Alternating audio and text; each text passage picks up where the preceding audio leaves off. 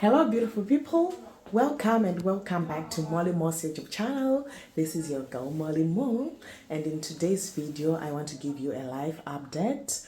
Recently I uploaded a video about moving back to Zimbabwe, saying it's getting real. So yeah, I am Molly. I am an English teacher currently teaching in China, and my family and we are on the journey of relocating back to Zimbabwe. So on the video that I uploaded, my son was going to live in Zimbabwe for good, and he's not coming back to China, and that's why I said moving back to Zimbabwe, it's getting real. So our son has gone home first, and my husband and I and our baby, our daughter, we are still in China, but we are planning on going back to Zimbabwe. We are building our house. When the house is complete, we will go to Zimbabwe. So yeah, it's getting real, guys. So the life update is there. There are people who are still new in this channel, who haven't watched our videos before, or who watched that video for the first time. They want to know. So yeah, right now I'm leaving work. I'm going home. It's dark. It's at night. Okay, so I'm just recording this video like I just want to have a different kind of setting. So yeah, and it's been so difficult for me. It's been emotional ever since my son went back home. Right now it's 11 months. I've seen him before. I've gone home to see him, and I've come back to China. And someday when he first went back home, it was really difficult because I was crying a lot. I was crying almost every day, but now it's a little bit better. I cry here and there. So when I'm crying, I'm not crying just because I'm saying my mom, who is taking care of my son, is not doing a good job. I believe her and I trust her ways, right? But I just feel emotional because when I first had my son, when my son was conceived in my womb, when I gave birth to him going to Zimbabwe was my first time of not being with him. I had never spent 24 hours without him, so it was a drastic change. And me just missing my son, I miss him a lot.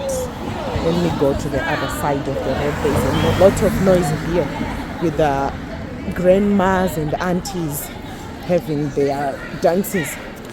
So I miss him a lot. Like I said, some days are better, some are worse. But we move.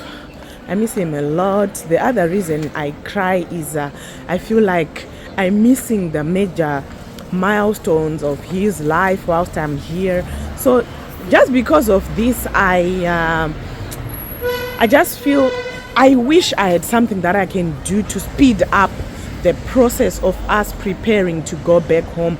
I wish I could just get 100,000 from somewhere that is piled, get a deal that will give me all that money, finish building the house, preparing to go back home, finding something to do when we are back home.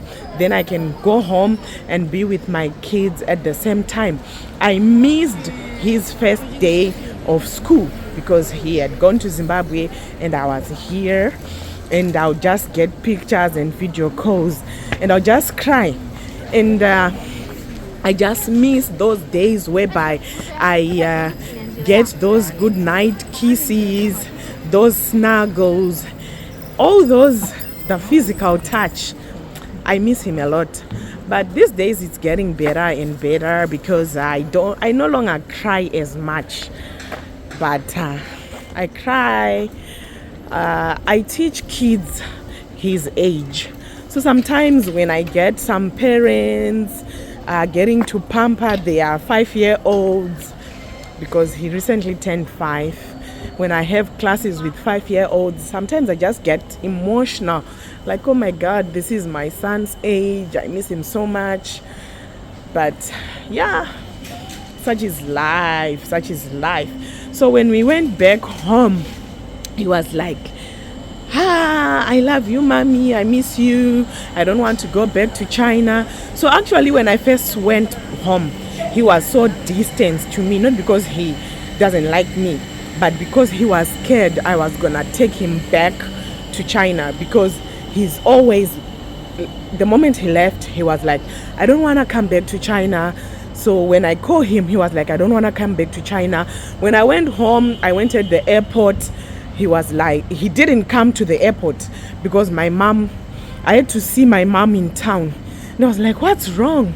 Then my son was so distant. He didn't want to hug me. He didn't want to do anything with me. He was like, you are going to take me to China. So Mama said, I tried convincing your son for 3 days, saying your mom is coming. We need to go and collect her at the airport. Then he was just like, I don't want to go to the airport. If I go to the airport, I'll be taken back to China. I don't want. So China traumatized my son. He didn't enjoy the situation of being in the apartment for most of the time. He didn't enjoy the situation whereby the bigger boys, the older people always touch his head, always talk about his eyes, saying, oh, he has very big eyes, look at him. And sometimes he would say, Mommy, I went outside to play. The big boys told me, when are you going back to your country? They told me you are black, but I'm brown. And he was starting to use the word HATE, the Chinese, and it was not good. So I think you understand what I'm saying. So when he went back home, he was so happy getting to go out, getting to play with a lot of kids who are just like him, nobody hating on him, nobody being discriminative of him. He was so happy to go home. So he never wants to come back. So when I went home, he had to start getting used to me, and I was reassuring him, telling him, Shay, I'm here to see you. I'm not taking you back to China. That's when he started warming up to me and telling me stories. We'd talk, we would laugh, and all that. So that's when all those situations made me cry. And when we were home, he would hug his sisters when they were sleeping. They would snuggle. I think it was so beautiful. So when I had to leave, I cried a lot. But such is life. We have to come back here, work for the kids so that they can also have a better future. They can have a comfortable home to live in. But I hear my mom saying, he always says, Mom, when my mom comes back, I'm going to hug my sister each and every day. It's so beautiful and gets me so emotional. So yeah, we are trying our best, guys, and we are also building our business of buying things for people from China. So if you want to buy anything from China, hit my WhatsApp inbox. We talk and we ship the items for you, so that, guys, we can also go back to Zimbabwe earlier and we can be together as a family with our son who is back home, who doesn't want to come back to China anymore. So yeah, that's part of life, and we are building. Things are coming up. There are other things that we don't share, like we have finances that we have been using for electricity connections, for legal fees. You know, we need there's a lot of paperwork that goes on when you buy a property. All those things have been going on, and we have bought our tiles. Those who want tiles from China, guys, let's talk. We buy the tiles from here, we ship them. Ours are on the way. there are other people who told us that they are a little bit skeptical about the issue because they thinking that tiles are not allowed to be taken to Zimbabwe, so they'll buy if they see ours. Oh, okay, they'll see ours being collected. But yeah, you can buy tiles from China. As you can see, I'm now wearing a puff jacket. It's now wintering, guys. Those who's called, yes, it's now chandoring. We are officially in Kuchando, at Kuchando. It's now chandoring. So, yeah. So when it gets cold like this, like in winter, and snows, I never leave the house except when I have to go to work. And when I go to work, I make sure that when I'm coming back home, I pass through the supermarket like I've just done now.